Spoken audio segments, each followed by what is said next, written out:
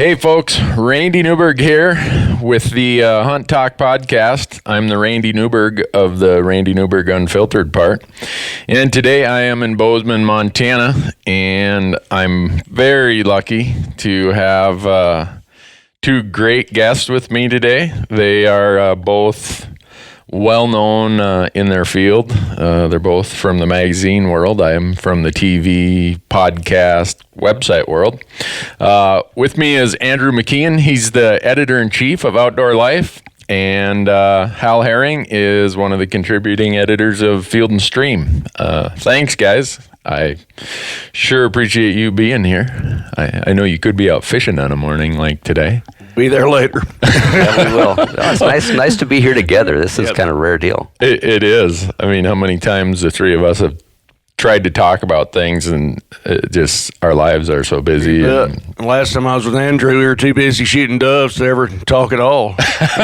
Well, yeah, you don't want to interrupt dove shooting. That's right. With small talk. No, there was enough going on. We let the guns do the talking, and maybe some of the kids. I think they were.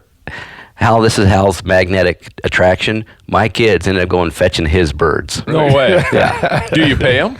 Nope. Nope. Not at all. He's just better company. Oh, well, those of you who follow either online or get in print either of these magazines, you'll know what a great job these guys do.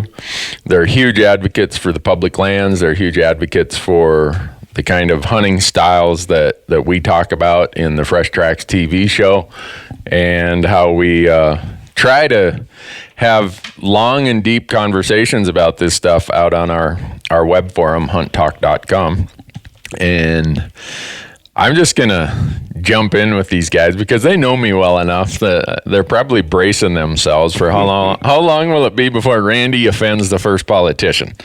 But what's coming? Yeah, I think I did that before we got on air. So it might take me a little while, but there's plenty of vending to go around. Yeah. I know you guys listened to Shane Mahoney last night. I listened to him many times, and I heard him on Monday night, and he said something kind of profound as it relates to the public lands issue. He said right now the hunting world doesn't have any people in the political world who champion our cause. He made it sound like, and I agree with him, that we probably have people who will do a little bit for us when the pressure is brought to bear. But as far as the guy who says over my dead body, the Mr. Smith goes to Washington kind of thing. And for our younger readers, younger listeners, you probably don't even know who Jimmy Stewart is. But if you do, you should probably go watch that old show. But I thought Shane did and does a really good job of pointing out how political our topics have become. And how divisive. I think that's the other thing is, it's organic. You can trace the evolution of this back to really lobbying and special interest politics. Yeah. We may have people in the political arena who are statesmen by nature. They're not allowed to do it because they are always being asked to promise things to other people who they can't walk their talk. Right. Or if they do, they get taken to the woodshed. Correct. I'll tell you, they're getting a pass as well from all of us because of the successes of visionary people way before us, where we have elk to hunt, we have incredible fisheries, we have all these things. They don't. We're in the luxury of other people's hard work right now. Right. And so when these politicians say, I don't know why we have public lands, nobody actually takes that seriously as they're driving to the trailhead. Right. That this is an actual threat. We've had it so good for so long based on the backbreaking labor of people from the 1900s to now. Right. I mean, it's amazing. Do you think in today's world we could have such landmark visionary things like the Pittman-Robertson Act? Do you think something like the Pittman-Robertson Act could pass Congress today? I don't think it could, because I don't think there's a perception that something's broken. Right. And I think if you really kind of if you sharpen the stick about this conversation, I think there's a complacency among really our constituency, my audience. Things are okay. And I think, Hal, that's what you're saying is, we got it pretty good. Right. We do. We're in the good old days. Yeah.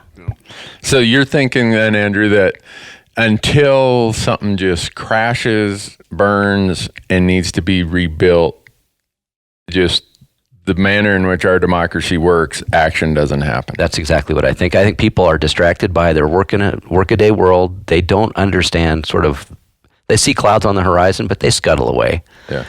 The interesting thing about this public land issue, and for a while I think I've dismissed it a little bit as a purity test of the ultra-conservatives. Okay. And it's not a real thing. That, okay, if you're really one of us, you've got to sign this pact. The deeper I get into it, I think it's more real and more dangerous than that. And you look at it from, a simple thing such as not funding federal appropriations for public land management. Right.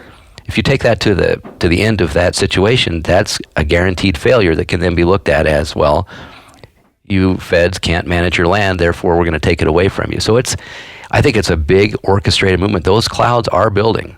And hopefully we don't get rained on and we can stop this before it really turns into something bad. Right. And before we leave that, the idea that these clouds scuttle away, that these pressures are here, it is not 1900. Our population is 350. When I was born, it was 180 million. Our population is about doubled since then. If we let these issues become big thunderstorms, in my opinion, we don't ever get it back, because the world is not the way it was in 1900 or 1896 or 1909, 1911, 1909. We passed the Weeks Act, to recover the eastern forests. The world is not that way. Land is much more valuable. Resources are much more valuable.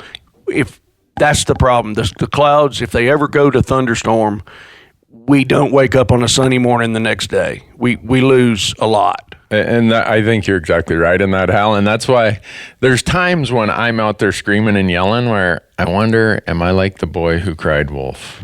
I've thought the same thing. Are people saying, oh, here comes Newberg again, saying that the theater's on fire. Right. It's never burned down yet. And I don't know where you balance that, because it's such a creeping process, such a death by 1,000 cuts sort of process, to the point. Go ahead, Andrew. I want to get into that because I think that you said the word process, and I think that is a blinder for a lot of my audience. It is a Byzantine, complicated process where you have to win at every step. Yeah, and there are a lot of steps. And I'll criticize you a little bit for this and applaud you at the same time.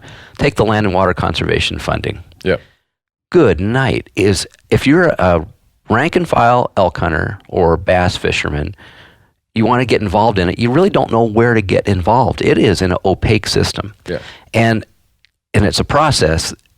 Where do you interject yourself into the process? How do you do it? I think that turns a lot of people off. And if I hear you say LWCS one more time, F one more time, get involved, but then you stand down and then you get involved again, I think it's really confusing for our audience to know what in the world to do and how to engage. I get that question so often, Andrew. Out on Hunt Talk right now, when we said, where are the issues, the weak spots, the strong points you want us to talk about?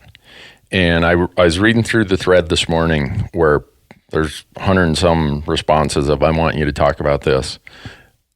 Multiple times they said, tell me how I get involved.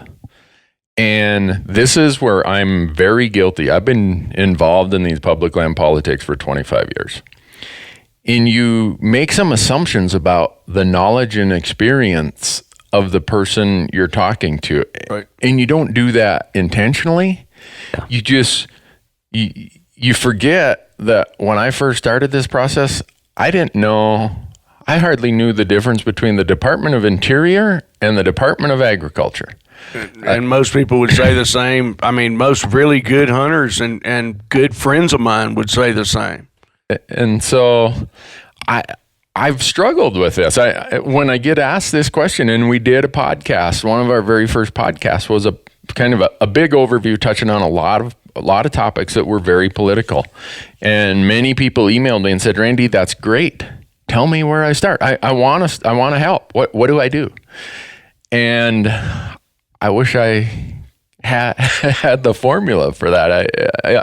My end answer sounds almost like ninth grade civics, and that's probably not the right answer.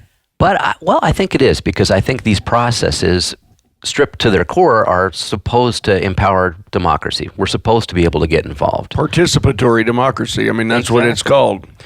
But I think we come to these issues with this clarity of purpose. Like, we want to make a difference. We want to do something. And then we come to a wall with no door. We don't know how to go in. Well, we get distracted by something else. Paying the bills. Or there's another issue. I want to participate in democracy, but here's another one. You do that a couple of times. After a while, you kind of turn off to the urgency of it. Yeah, I agree. And that's where, the multitude of issues in front of us collectively as hunters, anglers, public land advocates, whether you're just a hiker, a bird watcher, whatever, is immense. And for me, I suffered some of what you talked about there, Andrew, where no matter what path I started down, it's like, there's a bigger fire down this path. And right. And pretty soon you just are overwhelmed and you almost retreat from it. So now, for me, Randy Newberg is of the political party of the Public Land Hunter and Fisher Party. And that's it. Right. I've had to narrow it. And for someone else, it might be my advocacy is going to be for the, left-handed fly fishing, hard-hearing, old, over age 54 Finlander. Yeah. Maybe that's how precise they want to be. But I've found by making my cause more defined, it's easier to say, I understand there are fires over there, but you guys got to take care of those fires. I think that's a brilliant direction. I do, because I think that focus is, look what you've done with this one issue. You are a lightning rod. You're a recognized authority and advocate. Nobody's going to question where you stand on it. And people are coming to you looking for resources and looking for ways to engage. I think that's actually a very smart and probably effective way to motivate. I can and say mobilize. too, where I've watched when I met, we down at the Capitol in Helena. This is where your heart lies as well, and you can see that when you're talking about it.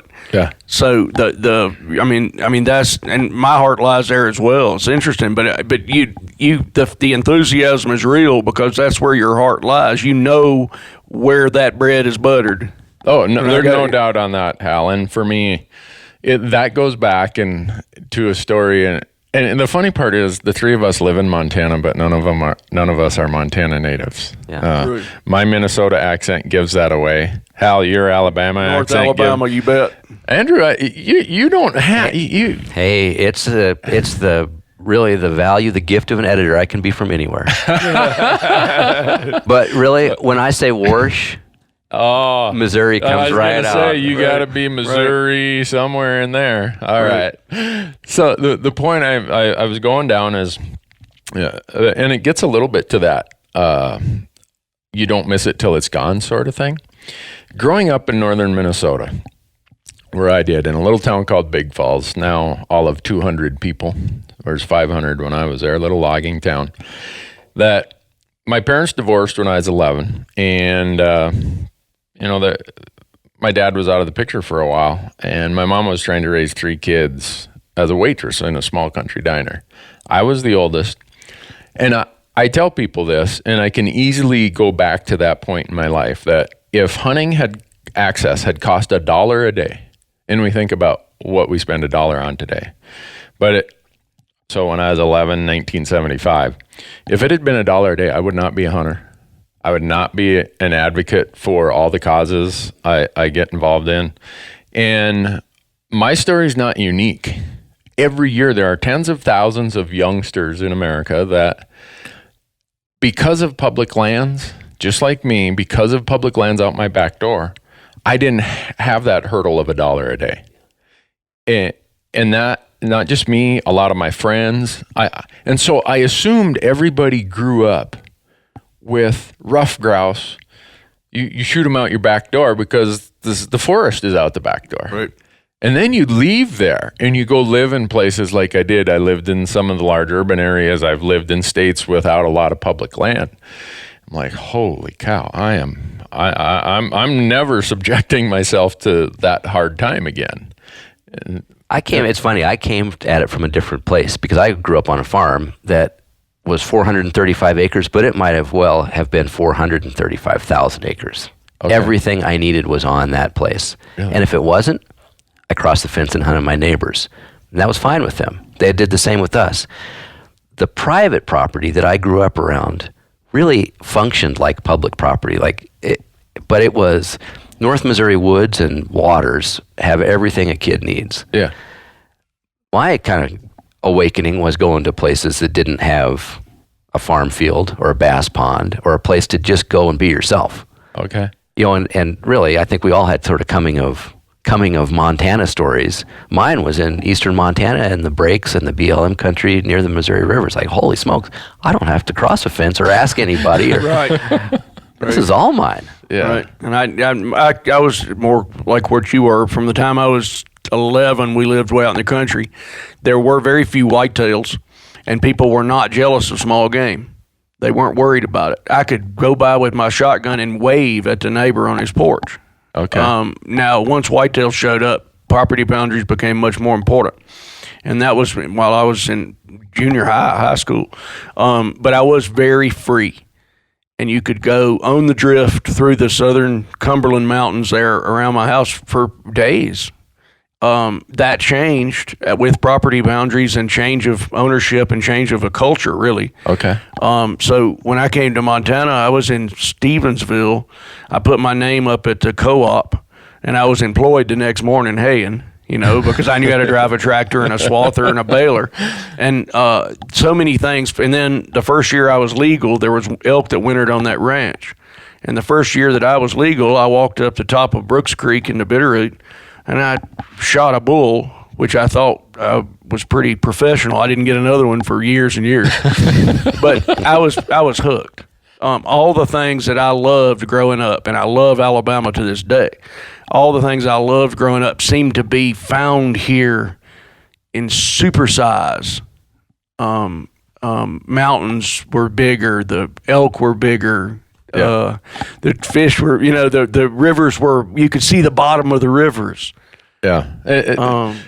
And we're talking about Montana, and to not make this real Montana-centric, you could almost say this about any place in the West with huge tracts and abundance of public lands. We had the public lands. When I was in college in Alabama, we had a mental map of the public lands for 120 miles around. There weren't very many of them, and we were using every one of them. My buddies and I that loved to hunt and fish, we ran out. The inventory wasn't big enough, and so that freedom in Montana was addictive. I mean, immediately you say, well, I can walk through this to the Selway, right, to another river, another climate, another whole state without crossing a road, and nobody's going to ask me what I'm doing.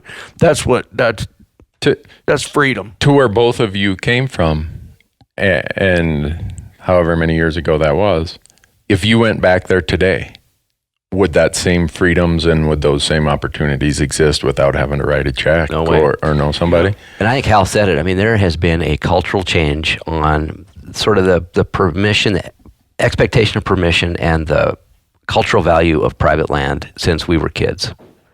There was never a no trespassing sign. There might have been on a few places. You kind of knew about it and you knew, okay, that was off limits. Wasn't a big deal. Now, every seventh fence post is posted. There's signs everywhere. There's trail cameras everywhere checking on those fence lines. Really? North Missouri is big buck area. Right. And with every incremental increase in the size of the deer, the value of that land goes up. And I would argue the individual's freedom to access that land has diminished. Right. And so you guys are talking about places that the hunting opportunity is heavily dependent upon access to private lands. Almost 100%. In my country, I think there were a couple of public lands, but as farm kids growing up, we had no idea of it because we all had our own place. And so for the kid today who's 12, 14, 16 years old, he or she is not going to go bang on the neighbor's door, as you say, walk past and wave and say, hey, I'm going to shoot some cottontails or whatever. Right. That day is gone for this generation of hunters. I think it's mostly gone. A lot of that is leased. That where I grew up, Alabama's done an admirable job with some Skyline. WMA is pretty big. It's pretty heavily pressured, but you can walk a long way in the mountains. They've done an admirable job with what they have, but we didn't have the big tracts of forest, public forest. And I don't know if it's as absolute as you made it out in that statement. I think if you're a squirrel hunter, a rabbit hunter, you're a turkey hunter, after the landowner or the leasee kills a gobbler, you could probably have access. Okay. I think there's more if you look for it than appears on the surface. Okay. But there's an awful lot of absentee landowners too. There's people who have invested in that land for whatever reason. It's also good ag country. Right. I mean, it's productive, valuable land. They don't necessarily live there. They're not part of the community. So actually finding them to do the right thing and ask can be pretty difficult in a lot of rural America. Right. Yeah, in Montana, that's a very common thing also. And the reason I'm asking this is I'm going to connect two dots here. The first dot is the National Shooting Sports Foundation has done studies. I believe the study was done in 2009 or 10 that asked, why do people either quit hunting? They came from a family where they should be a hunter, but they didn't get into hunting, or they're just hunting less. And there were a long list of options of what you could list as your reason for doing so. The top reason, the one that always got the most votes, was lack of accessible places to hunt. And so it gets me to this public land argument. If in the West, one other study that NSSF funded was about public versus private reliance for your lands for hunting. West of the Great Plains, every state where the hunters hunt, over 70% of them rely on public lands.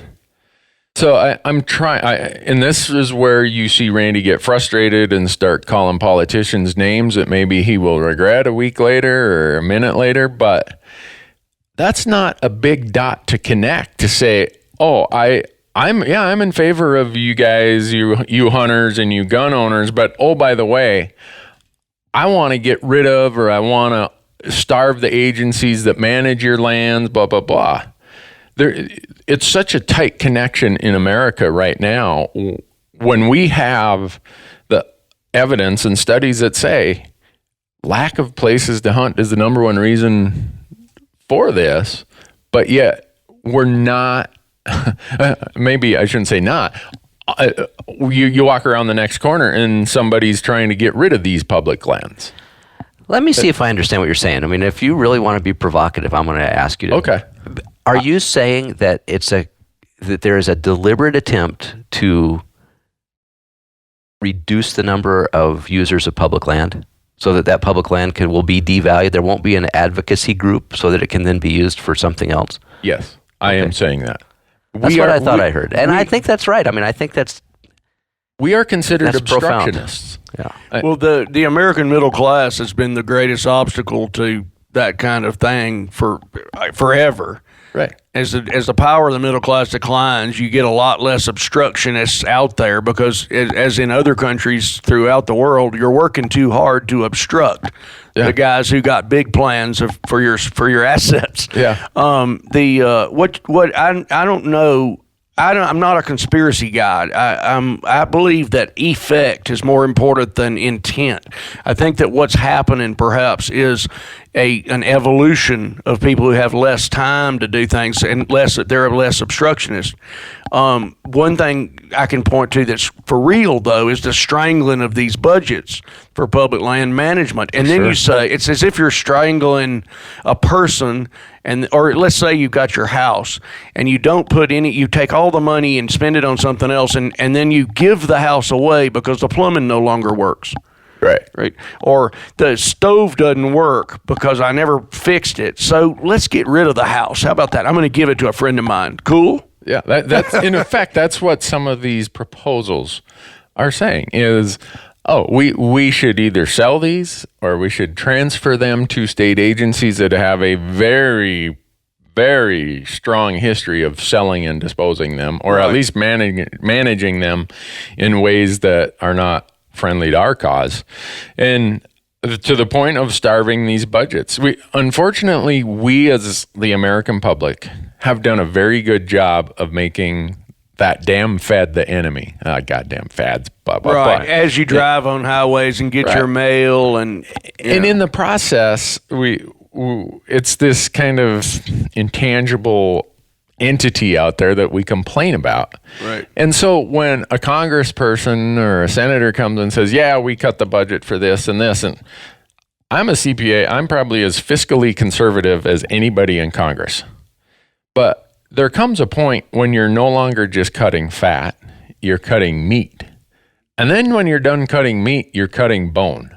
And I read something where the Department of Interior right now is operating on the same spending power of what they had in 1999. Right. So here we are 16 years later. The demands on their lands for energy extraction, all the other resource issues, and the critical, we're talking sage grouse issues that could be staring us in the face, mule deer, pronghorn. Right. So, Look at, wildland firefighting budgets alone. Right. Is probably, to me, this the most kind of apparent and wrong-headed public policy if you want to have sustainable public land management. Right. And what you said, and for the benefit of the audience, I'm going to explain what you're talking about, is the Forest Service goes to Congress and gets an appropriation for their budget each year. And Congress refuses to treat forest fires like other natural disasters, like floods and hurricanes and other stuff. Right. So when we have a terrible forest fire season in the West, the Forest Service budgets for road maintenance, for operations, for research, for study, for conservation, trails, campgrounds, all that budget gets pulled away and thrown over to the wildfire fighting budget. So that's what you're referring to. That's exactly what I'm referring to. And so, it's management by crisis. Right. There's no way that you can plan for it. And really, it feeds into the idea that you're incompetent land managers, right? Right. Well, no you don't tree have left unburned. You don't have money for that campground. Well, that's your public access. So you must not care about the public's use of your public lands. Therefore, let's take them out of your domain. Yeah. Right. And when what you asked me, and when you asked me the question, do I think this is a deliberate attempt? Yeah. If you would have asked me that 5 years ago, I probably would have been with Hal that maybe it wasn't intent, it's more of a fact. But having the displeasure or opportunity, whatever term you want to use, to go to D.C. twice in the last year and testify on behalf of public lands. In April of this year, I was back there in front of the House Natural Resources Subcommittee on Public Lands. And I got called as a witness in favor of public lands, and then the other side called 3 witnesses as to why public lands are such a disaster.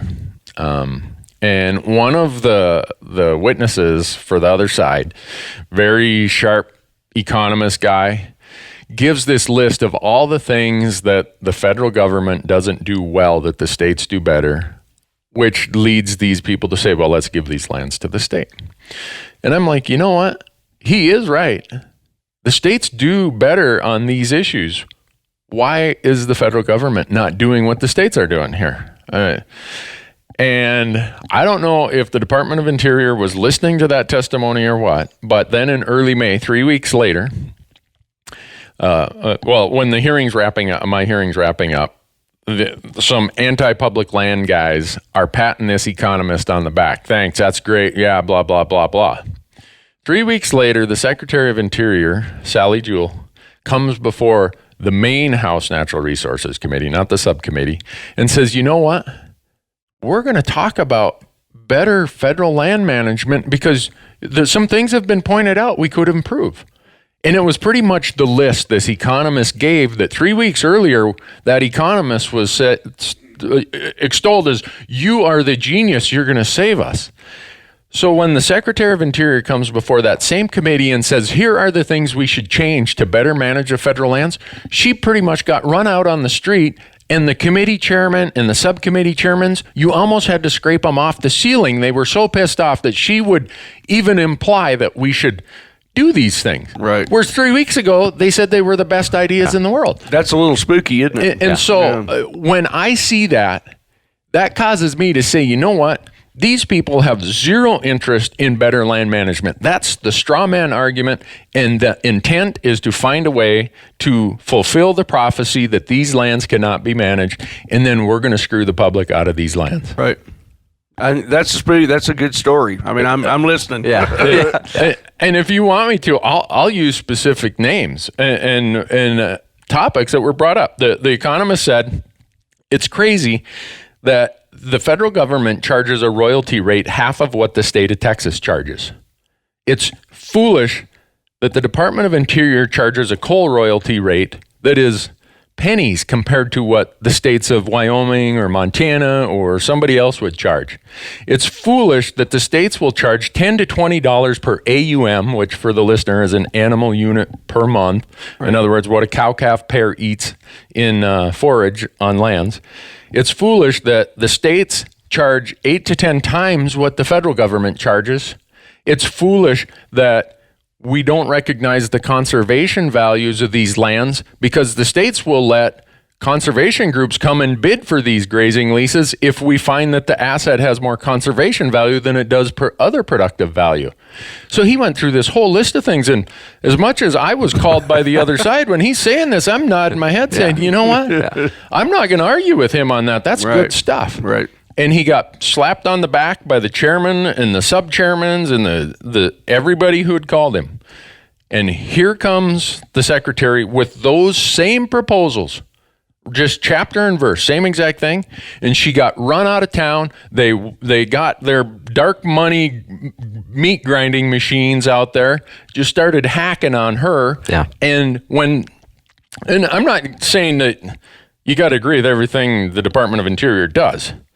But I am saying when these same people criticize how public lands are managed and then they get the opportunity to change it and they throw a big fit like a 2-year-old and bitch and moan about how it's going to screw up this and screw up that, they're not serious about public land. Right. Yeah, that's right. I have to agree with that. And so then I take that and I start looking at other examples, and I don't want to be a conspiracy theorist. I never have been, but I can now start looking at a lot of other examples to say, you know what? There is an orchestrated attempt in Congress to make the public lands the wasteland. Yeah. And I guess for me, and you guys can see my blood pressure right now, this is a cold dead hands issue for Randy Newberg. It is. It is for me too.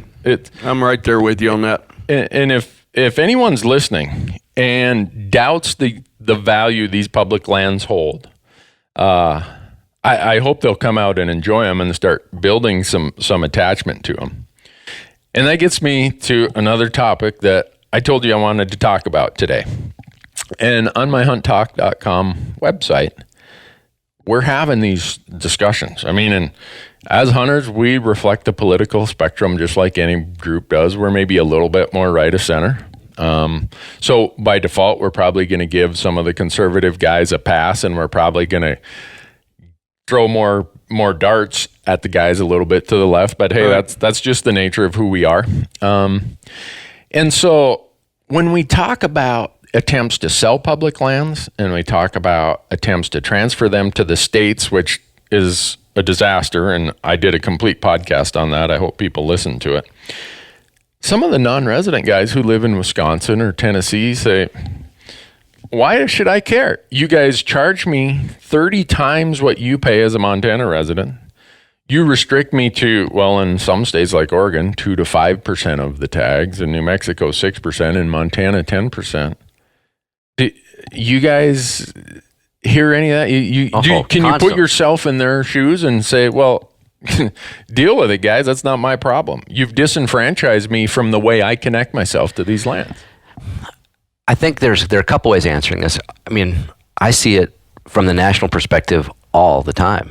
I mean, and there are legitimate gripes. Why in the world should I have to pay 13 times a resident rate to go somewhere else? Maybe they're more liberal seasons, maybe they're not. But why in the world is this disparity? I think non-resident hunters, no matter where they live, they're hunting as non-residents if they go out of their state, feel like they're not only the cash cow, but they're subsidizing everybody else. Right. I used to work for Fish, Wildlife, and Parks in Montana, and I can say that one of the constraints and one of the reasons that we have this has been the lack of residents wanting to pony up Jackpot. a fair and really still really cheap sportsman's fees, Right. for licenses and for use. And I think we've got to cross that. I mean, look what happened to Fish, Wildlife, and Parks to try to get a really modest budget proposal through the legislature this year. They got ground down. Yeah. These were sensible, legitimate, modest proposals. Somewhere we've got to get the resident elk hunter, whether it's in Oregon or Montana. I mean, I'm saying elk. It could be fishing. It could be deer. It could be birds. Yep. To understand the true value of that resident license. Yeah, I'd like to see some of the non-residents come down, but what I'd really like to see is the gap between that disparity between what the residents pay and what the non-residents pay start to close, because that's gonna help fund the department to deliver the programs, to manage the resource, so we can kind of stop talking about some of these crazy ideas about taking land managers out of land management. Yeah. And I'd like to say, I'm going to go a little bit abstract first. The idea that I, as a non-resident, would say that I've lost my connection to the American public lands because you're charging me too much for my hunting license. That's absurd, because Andrew and I can maybe work out some way to close that gap in the non-resident things. But if I get rid of the public lands, I don't have any. I mean, what are we talking about? Right. We're talking about like, oh, well, we'll just get rid of the house because I don't want to argue with the guy who owns it about letting me into the living room. That's ridiculous. That's so spoiled that it's hard for me even to touch it. We can argue about non-resident fees and all that stuff as long as we have the resource out there to argue over. We're lost in our luxuries of opportunity, and so I agree totally that those gaps should be filled. But could we please just get a legislature? Could we please get a constituency, American Hunters and Fishermen, who say to their elected officials, the FWP is not some whipping boy that you go beat up every time you feel misunderstood. Yeah. We have a fine game agency. We have fine game agencies in every state. Right. And they need to be funded to the extent that we value what they do. And what they do is incredibly valuable in the state of Montana for bringing in revenue from hunters and fishermen and people who swim across the Yellowstone River and people who marvel at the bluebird or listen to the turkey in the breaks. I mean, they are it's like we've got this wonderful friend of ours, and we just go beat him up all the time when we feel bad about ourselves today. Yeah. You know? So, But let's stick on this point just for a second longer, because one of the third rails of state agency sort of mindset is whatever we do, we don't want to go to the general fund. Whatever we do, we're a user-based resource. Yep. Right. It's a user pays. I think that's been a safe ground for state agencies for a long time because they know where the money's coming from. Yep. And they're politically insulated in some ways. They can say, hey, this is, Right. I mean, hell, this is the most conservative value fiscal model, right? Yep. If you value it, you pay for it. We don't ask people who don't value it to pay for it. Right. We're immune to politics. I think that's brilliant and has been. It's been a great way to get to where we are. I would argue that it's also held us back. It's created a closed subset of advocates for that resource, so that when we have an issue like public land divestiture, Right. we're not bringing in the people who want to go look at the bluebirds or swim the Yellowstone, Right. and who are enjoying public lands to really every depth that we as sportsmen and consumptive advocates use that public land. right. Maybe this funding mechanism is a way to broaden the base of support for these cherished landscapes. Right. And your home state of Missouri is the classic example. Yes. What percentage? There's a small portion of the sales tax goes towards It is funding. tiny, and I'll get the number wrong, but it's less than half of 1%. Right. Earmarked for your Earmarked fish and game agency. And that, if your listeners are not aware of Missouri Department of Conservation, it's a wonderful agency that really brings in. They do a great job of managing the wildlife resource, but they also do a great job of managing the non-game resource and bringing in every Missourian to enjoy and cherish the wild resource of that state. It is unbelievable. And a lot of states are going through this struggle right now of we need more funding. As Andrew says, we have to expand the vested user to beyond just the hunters and anglers. And this is I'm going to get in trouble when I say this, so don't you guys throw anything at me. History is not polite to that effort. And I'm going to cite why. And it pissed me off to no end when this happened. In 1999 and 2000, we had a piece of legislation in Congress called CARA, the Conservation and Reinvestment Act. And it was modeled a little bit after the Pittman-Robertson Act, where we pay a 10 to 11% excise tax on our hunting and guns and ammo gear. It was similar to Dingell-Johnson, where we pay another excise tax on our fishing and boats and stuff. So here was the chance for, they want to call themselves non-consumptive, whatever term they want to use, for that user group to step up and start paying something. And their industry screamed, yelled, kicked, whined, sniveled, and killed that legislation. And so for someone who was in the middle of political battles at that time and was out there getting kicked in the teeth by the Montana delegation and staffers and other people, and I made a lot of people mad by being a loudmouth on this. I'm like, this is great. You guys get this is your chance to put your money where your mouth is. Yep. And it died. It died an ugly, brutal death.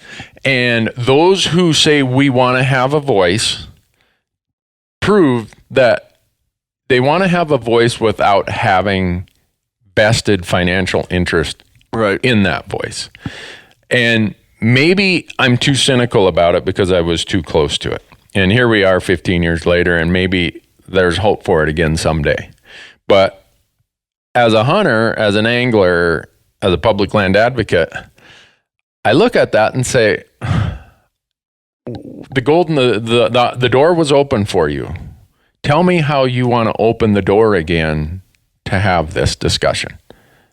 And I don't know what the answer is. Maybe you guys hear it. No, it's a low point. I questioned at that time. I began to question whether, when you're a non-consumptive user, quote unquote, whether the kind of visceral, cold dead hands love of wildlife, wild spaces, and all is not shared by non-consumptive recreational users. I hope that's not true.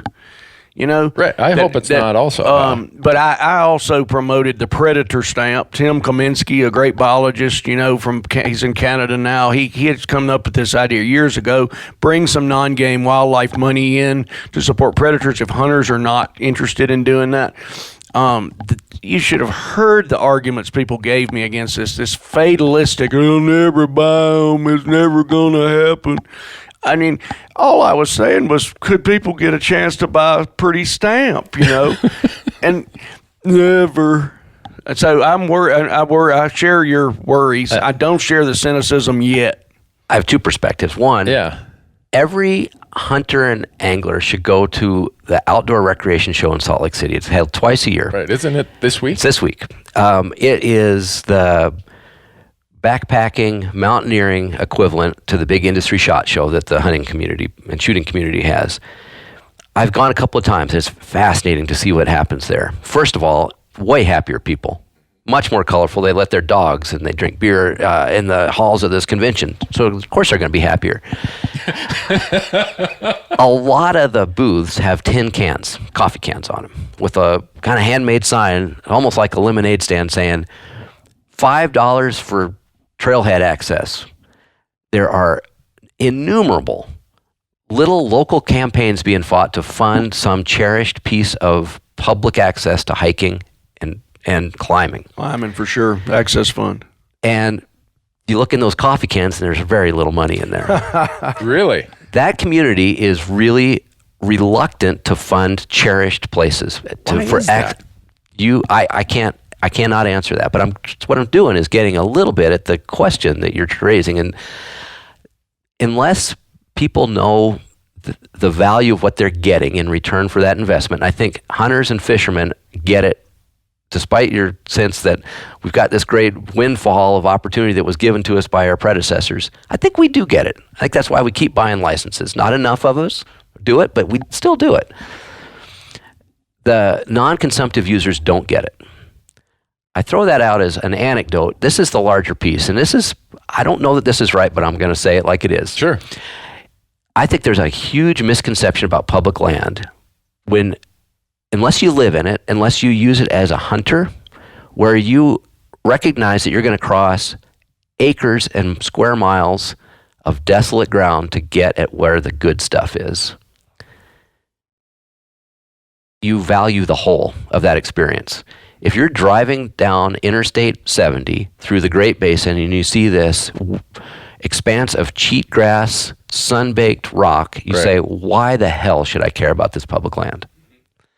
And I think we as hunters and fishermen do a pretty damn good job of understanding how landscapes function and where maybe we don't cherish them all as equals. Right. Every acre is equals, but we understand that they all go together.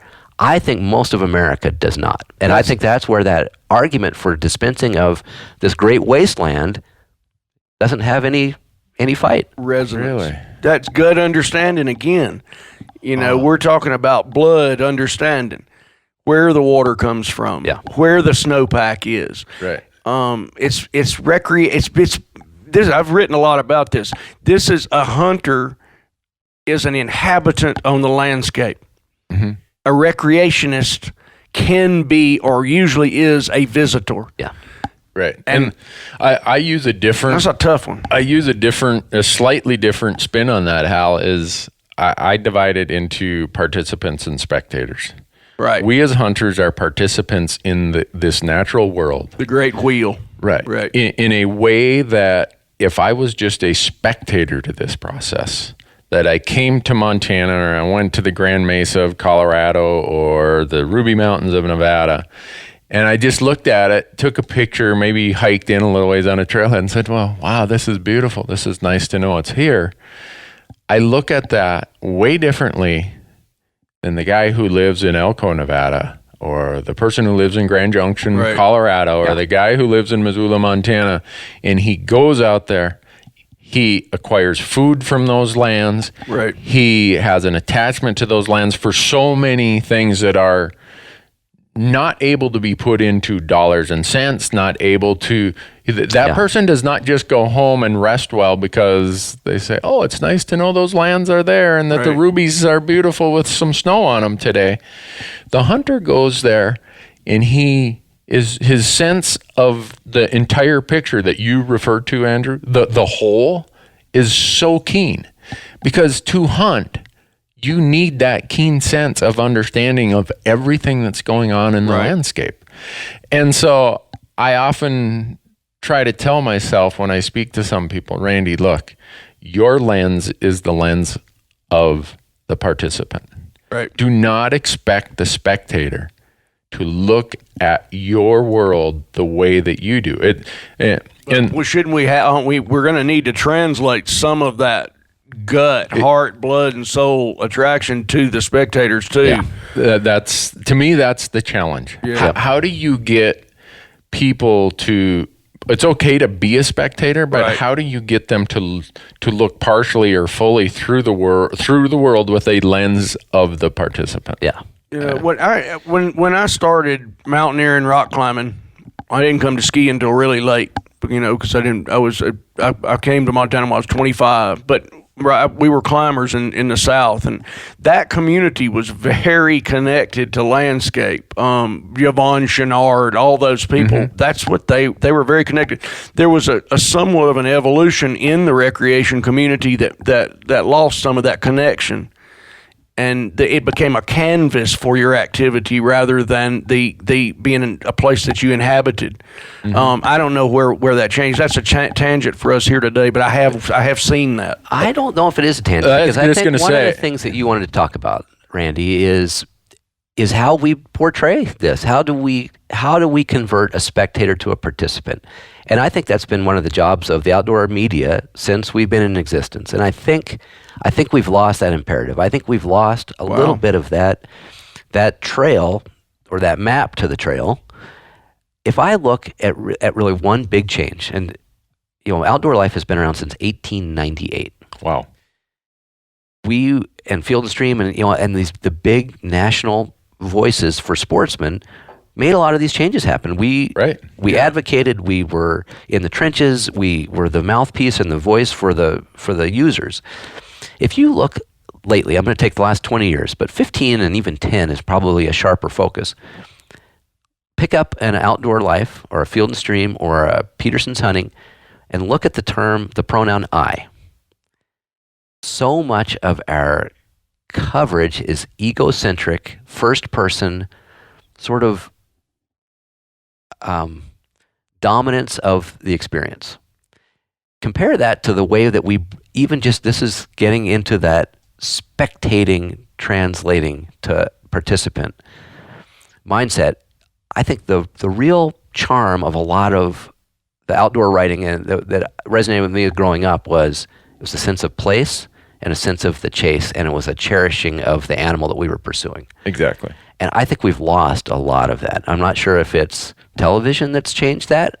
I don't know if it's social media that's changed that, but we now are conquering nature instead of participating in it. I think you're exactly right, Andrew.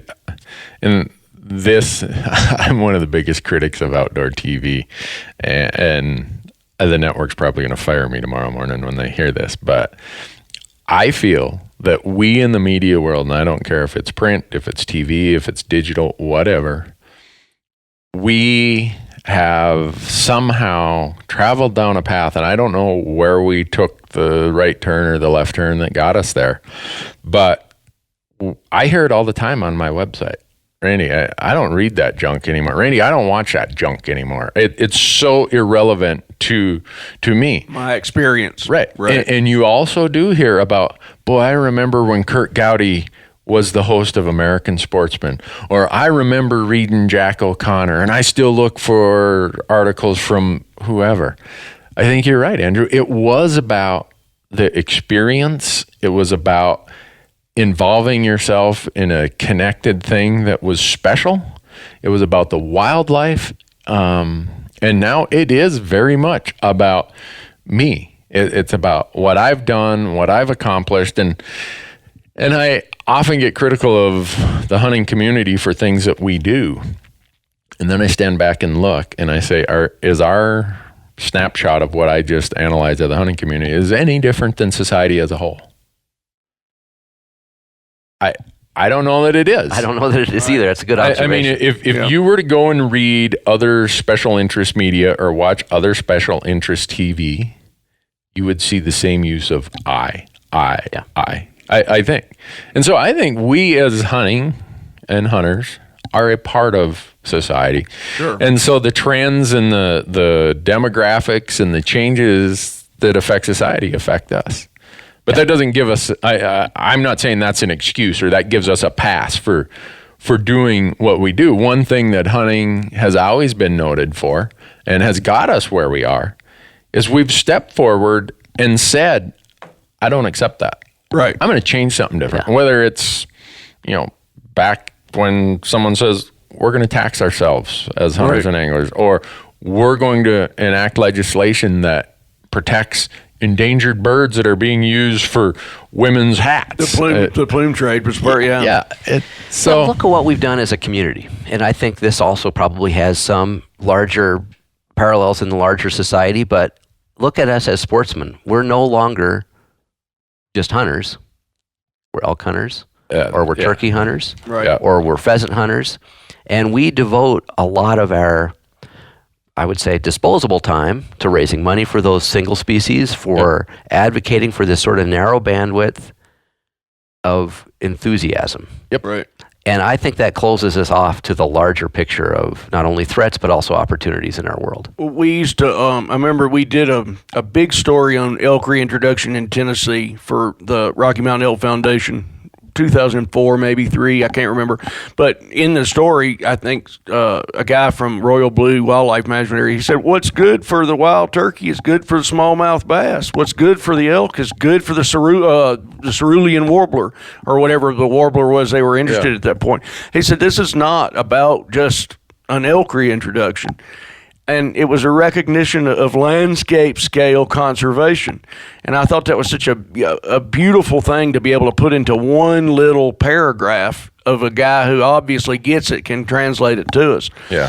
I'm going to not argue against any of this, but I'm going to say perhaps it's irrelevant how people perceive or use the landscape if we are willing to step up and recognize that we need to conserve that landscape in the long run. I don't care if somebody wants to base jump off of Mill Creek Canyon. I think that's pretty cool, really. Yeah. I don't care if they want to GoPro themselves as they plummet to their squirrel suit. I'm good with that. As long as we have Mill Creek Canyon. Yeah. I'm speaking in the Bitterroots. Yep. And as long as that incredible snowpack is pumping that cold, clear water down through Mill Creek, and I can walk up there and catch a cutthroat. Right. I'll dodge the squirrel suit guy as I'm going up there fishing, and then shake his hand on the way out. Yeah. Are you going to shake his hand because he's using the same resource that you are and cherishes it, or because he advocates and funds it the same as you? I want us to both advocate and fund it. But it's not happening, and that's where I think. That's sure, right. we all want what you want, Hal. But I think the reality of it is, at some point, somebody's got to pay the bill, Right. and we're paying the bill. And I think it also it probably distorts in a good way, but our commitment to that landscape. I guess what I'm saying is, no, I want the base jumper to also pay for it, not as a punitive thing. Yeah, I do too. But I think because it really invests them in it. I do too. And as a person who probably burn an awful lot of ammunition and shoot guns, is guns are a major thing in my life, and ammo. Pittman-Robertson. that is the brilliance of Pittman-Robertson. Right. And somebody's got to come up with something similar. Right. Yeah. Pittman-Robertson in the last fiscal year, the allocation to the states was $808 million. Wow. That is how much the tax on hunting, shooting, ammo, and other equipment got brought back to the states. So you go to these, if they call themselves non-consumptive users, and you say, what do you guys have? You guys outnumber us in total user numbers by a function of 5 or a factor of maybe 8 or 10. Can you guys come up with 800 million? And if you guys outnumber us 10-1, that's 1/10 of the burden on each of you. Yes, they can. You bet. Yeah. And so how do we get there? And I don't know that I have the answer. But as I reflect on hunting, at its basic core, hunting is still about food to me. I grew up, hunting was about food. And it always will be till the day they put me in the ground. Yeah, don't get me wrong. If there are 2 bulls standing there and one's a humongous big 6-point and one's a spike, I'm going to shoot the big 6-point. And I don't think there's anything wrong with that. I think that probably goes back through our DNA to however far you want to measure that. I'm going to go back to that model when my children are grown and feeding themselves. Until then, I'm going to take the younger one or the cow. But because hunters use the landscape, whether public or private, for acquisition of such a basic need as food, and they use it to participate in such a primal activity that, as much as we can deny that, and in the last 30 or 40 years, there's been this social construct that we're not supposed to be hunters. Right. When you can't deny however many eons of evolution that have, if you're on this planet, you came from hunters. Right. There's no way around that. I don't think. So because we use those public lands for a basic need of food and for the expression of our ingrained DNA to go and be a hunter, I think we look at those public lands or even private lands. Yeah. We look at them differently. Right. Yep. They have a deeper attachment to us. And I don't know how you get someone to look at it that way. Boy, I don't either. I mean, I remember the first time I ever flew across the country. I was glued to the window of the airplane. Yeah, me too. And what I was noticing was the landscape through a hunter's eyes. I remember seeing some of the less hills around the Missouri River in Nebraska, like, oh my God, does that look gamey? Yeah.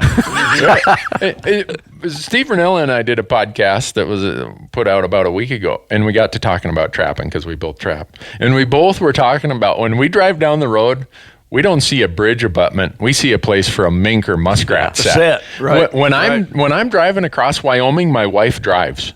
She's like, you're going to kill us because I am the pronghorn nut to the highest degree. Right. And I'm making note of every little feature, every little landscape, the changes that I've seen since the last time. Yep. Because I'm seeing the world as someone who wants to go out there, express my DNA as a hunter, and eat some of that pronghorn. Yeah. If you travel with people who don't hunt, when you picking out that horizontal line of the back of a pronghorn or a deer in the far thing, and they say, well, where is it? But that horizontal line is where my eye goes first in the forest or on the prairie. Either one, you go, there it is. Right, and that comes because you are a hunter. All my life. Yep. When we package meat, nobody's going to butcher our meat. I mean, it's like that's a sacred thing. That's either. Yep. We always write on the packages the drainage. Oh, really? And part of it is I've got kids who are coming up. They're hunting. We want it. So if it's Merlin, it's M Willow Creek, mule deer roast, or shank meat or whatever. So I know when I'm going to cook it, what the cut is. But Merlin knows he fed the family. But we all know where that thing came from. Right.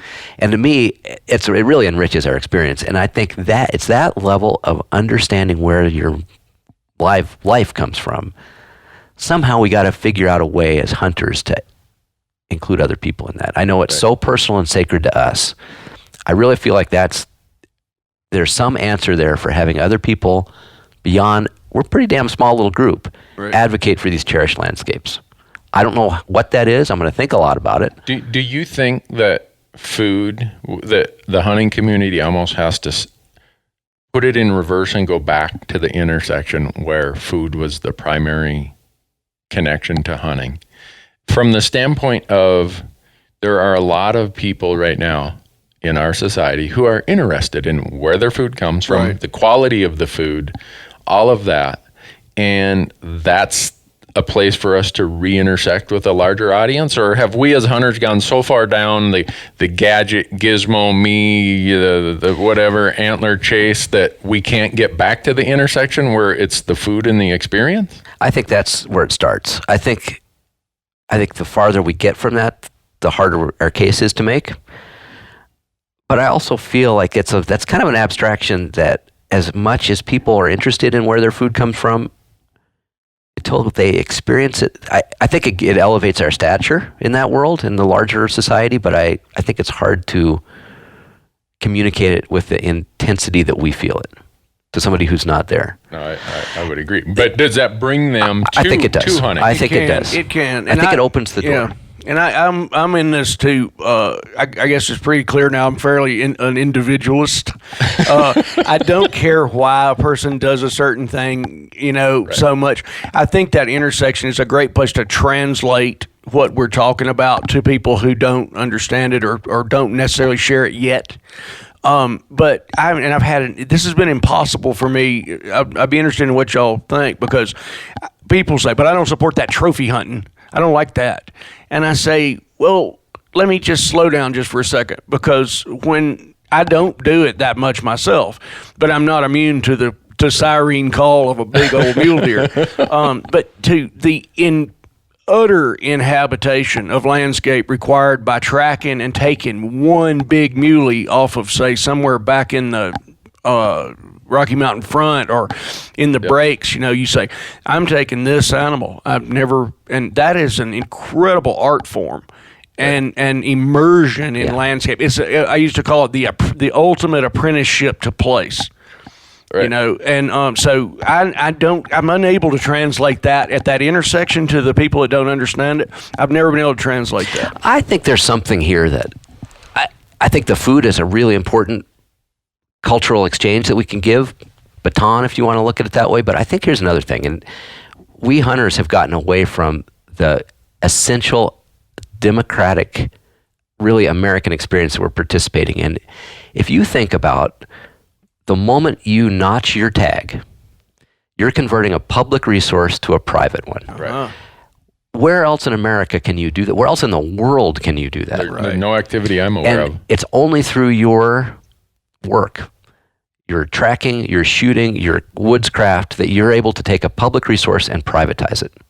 Right. To me, that makes that piece of meat that you've obtained from the public, right, it's priceless. Right. It is such a sacred sacrament.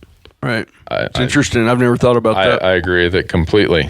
We're going to touch on one more topic, and I'm just going to confess, and I'm going to let you guys talk because you're both writers. Before we turned on the mics, I think, Andrew, you made a small observation about how media we've went from and we touched on this briefly earlier about how we used to express the experience, and that led us into being advocates for policy, for landscapes, for conservation. And now it's more about how-to, gadgets, gizmos, calls, weapons, long range, da-da-da-da-da-da. The list goes on and on. I'm just going to give the admission that in the hunting TV world, we are the greatest sinners of that problem. You guys in the print world, is that endemic to the print world? Let me start because I sit at that desk. I look at, we say Outdoor Life is a publication. It's not anymore. It's a media brand. Most of our work is not in the print world anymore. Right. But that's still our flagship. Print pages have reduced in number. Our frequency has changed. It's gone down. So I look at the real estate that's available to me, and I say, okay, another how-to rut feature or a passionate advocacy piece for a conservation issue. Yeah. In every single audience study that we've ever had, people want to read another rut piece. Really? Every time. And that's I'm surprised to hear myself say this because I want to read the advocacy piece. Those are actually, to me, they're more fun to write. They're new. How many times can we write about ruling the rut in a different way? It's a hell of a challenge, let me tell you, as a magazine editor. We've gotten kind of the skinny end of the wedge on that topic. But I look at it as, I said this yesterday to Hal, it's vitamins or it's painkillers. And nobody wants to take their vitamins. Right. Maybe a better way is it's vitamins or it's candy. Mm. People want to eat candy, and the rut package is candy. People want to see pictures of big bucks. They want a little quick-hitting how-to piece. They don't want to take their vitamins, which is the long read, building the case for engagement on a conservation issue. And I'm just telling you, that's the way the world looks for me. Wow. That's interesting that you guys do those. Well, not interesting. I'd expect you guys do those reader surveys. But the response is that way. That is, which I suppose makes, if you were an outdoor writer who wanted to talk and write about the issues of conservation and long-term vision issues, there's less real estate for you to fill. There is, and Hal can speak to that. That's really Hal's stock and trade is personalizing and sharpening the imperative of conservation issues, and he's brilliant at it. But there's not a lot of room for that anymore. Right. And in fact, I would argue that the outlets that are open to that kind of journalism and that kind of advocacy are perspective-based advocates themselves. Right. So they're not necessarily getting an independent voice about a conservation issue. They're getting an agenda-based perspective piece, which really just talks to the already engaged constituency. The choir. The choir. Yeah. Wow. That's And I don't look at it. I mean, it can be depressing if you look at it that way. I actually look at it as I've got work to do. yeah. Because what we have to do is make those vitamins appealing to eat. We got to make them candy. Taste like candy. Yeah. Right, and they can be, of course. I mean, we've done it over and over. You give people an adventure. When years ago, NWF though sent me up there to do the Mulchatna River. I adamantly, at Field and Stream, I adamantly said, this is not a story about a big mine that's going to ruin everything. It's a story about what is there right now. And it is a place where everything that we value as sportsmen, yes, everything we value as human beings, the basics, the meat, the salmon, the porcupine herd, the Mulchatna itself, clean water, everything is intact, in place. Here it is, and this is the adventure we're having in here. And tangentially, as you finish this story, if you don't make your voice heard, it's not going to be here anymore. Yeah. But first, there has to be that incredible connection to place and adventure and meat and blood and cold water. Mobile Delta, same thing. I saw this incredible documentary on the Mobile Delta, and really it was just it's a fishing show. Ben Raines used to be the reporter at the Mobile Register, made this thing. It's awesome, and it's just people taking kids out fishing, catfishing. Yeah. That's when you talk about that, Hal, and you guys probably get some form of feedback about how popular certain things are in the TV world. We get ratings by episode, by week. With my big hunttalk.com website, I get a lot of anecdotal feedback. And I know my show, I'm kind of a different duck out there. I'm sure some people are like, how the hell did he get a TV show? And my one friend in Minnesota would say, Randy, the fact you have a TV show is living proof to how far a line of bullshit can get you in America. But the episodes that we get some of our highest ratings on are ones where we don't kill anything, or we maybe shoot a small animal, but it was not the classic man versus nature discussion. It wasn't even man versus man discussion. It was man versus himself playing out in the context of a wild landscape. And I often scratch my head and say, why is that? And I don't know if it's because it's a scarcity of what's available out there in content, or if it's just there's that much connection to, I've been there and done that. Right. I froze my butt off up in the Madison range. And TV is a little bit easier medium to show that to the American person now. I think Americans read less and watch more. So I don't know how you get to some of those things, and we're all trying. I think the reason the three of us are so passionate about this is we're trying to penetrate that message and make those connections. I don't know if I have an answer to how to do it though. I'm not sure. No answers. Effort.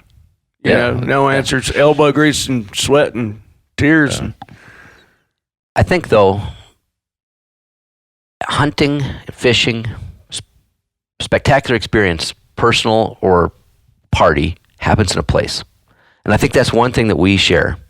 Right. Every one of your listeners, every one of my readers, every one of your readers, they're tied to a place.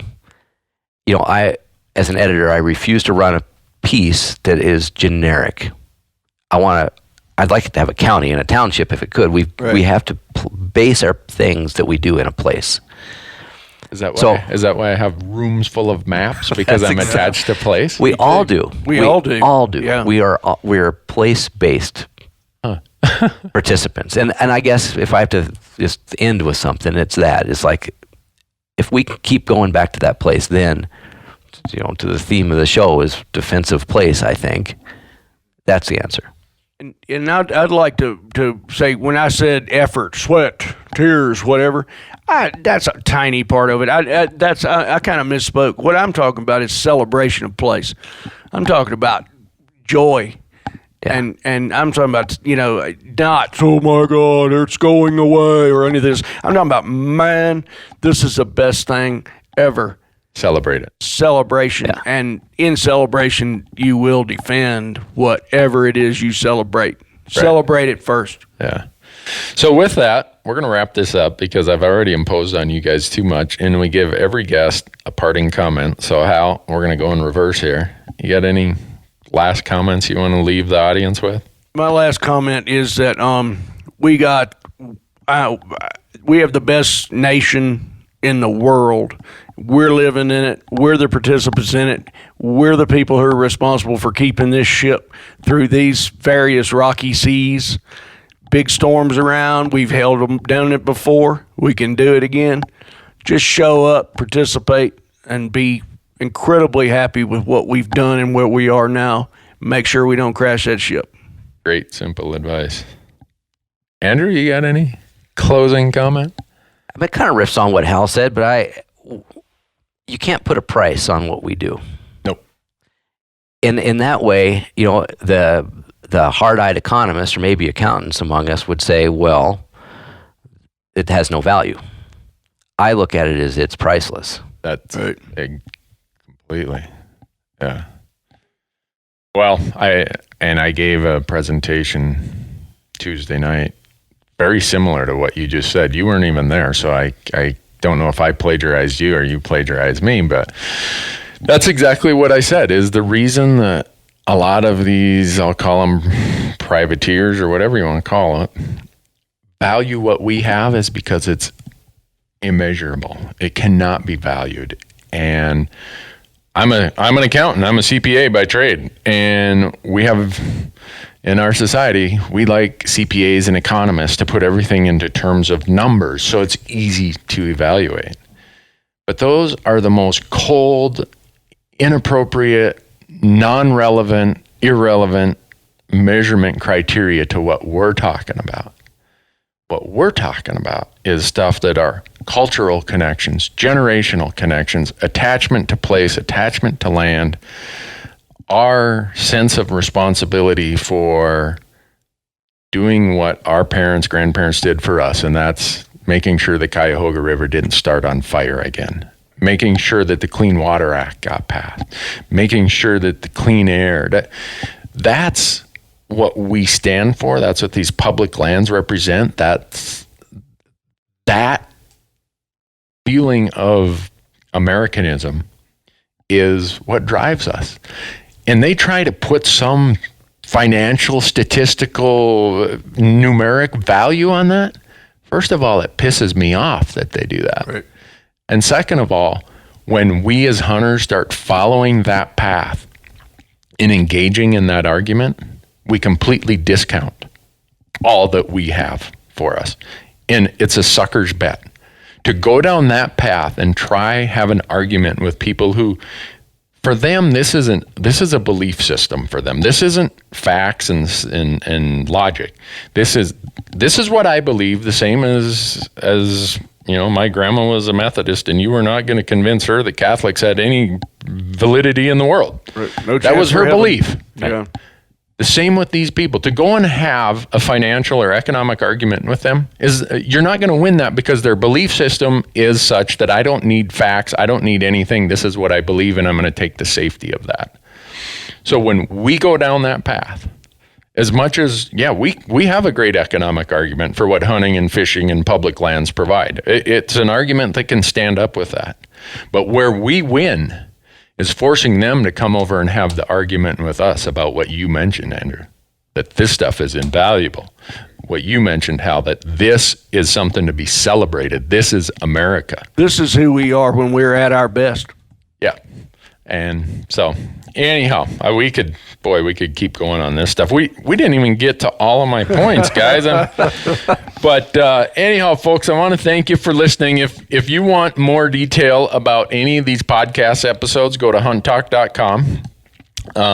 If you want all of the Randy Newberg platforms, whether it's the podcast, the website, the TV show, our downloads of episodes, go to randynewberg.com.